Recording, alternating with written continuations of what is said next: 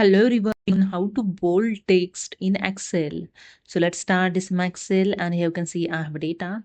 So here I'm going to bold this heading of this data. So I select the heading.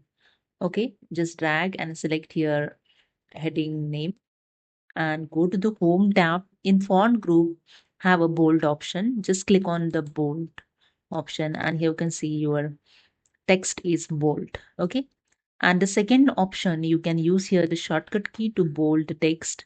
Suppose I select here the inactive text and use the shortcut key Ctrl P to bold the inactive word. Same as I select again inactive. Click on the Ctrl P to bold the inactive. Okay.